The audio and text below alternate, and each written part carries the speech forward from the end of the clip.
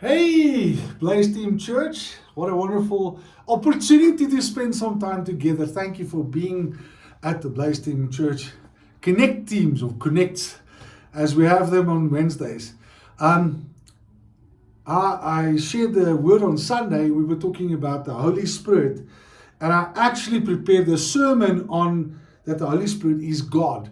But God led me into the direction of rather talking through the Romans 8 chapter. Now, this is a very important chapter regarding the Holy Spirit, and it gives us a lot of good direction about who the Holy Spirit is and how He interacts with us as believers. I've got to say this. I started off the sermon by saying, Holy Spirit is God, because that's something I really wanted to say anyway.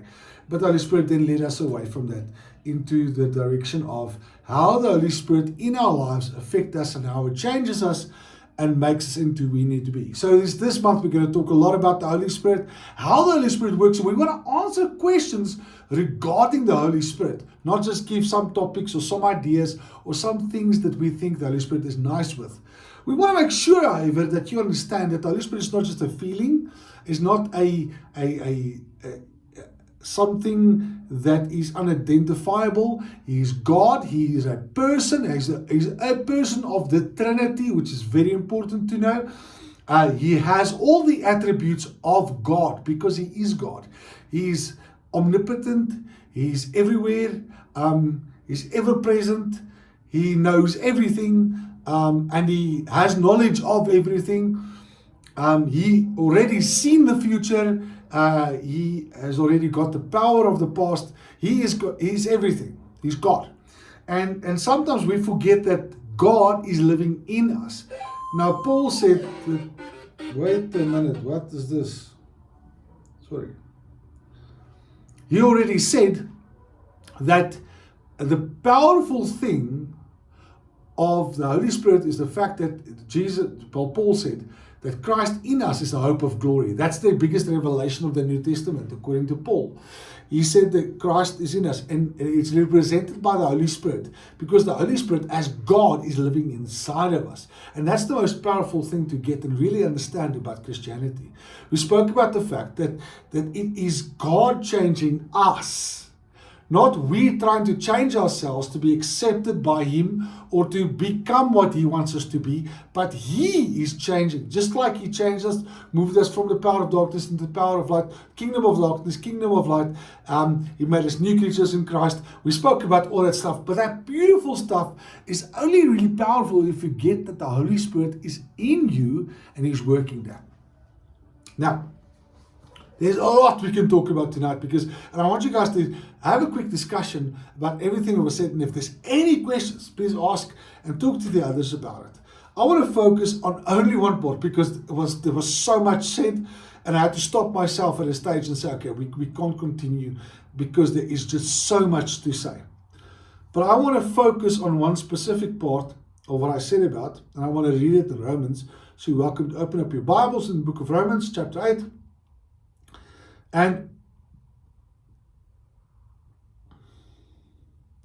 I want you to read this with me. I wonder if we should do that one or we should do this one. Let's quickly take a look at this. 4.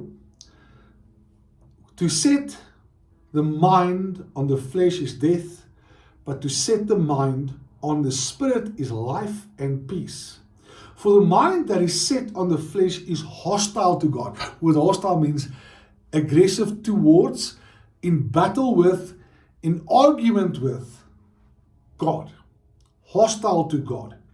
For it does not submit to God's law. Indeed, it cannot. Those who are in the flesh cannot please God. I want us to stop there. I want us to talk about this tonight because that is the most incredible verse to catch on to as a Christian. How do you, as a Christian, surrender to the Holy Spirit that you think like the Spirit?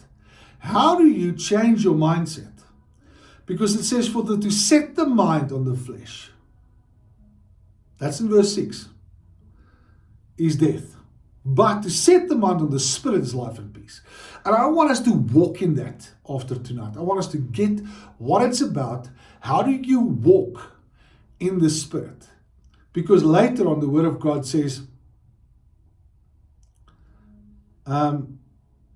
obviously says, you, however, if you are not in the flesh, but in the Spirit, if in fact the Spirit of God dwells in you. And then it says, anyone who does not have the Spirit does not belong to him. And then it says, but if Christ is in you, although the body is dead because of sin, the Spirit is life because of righteousness.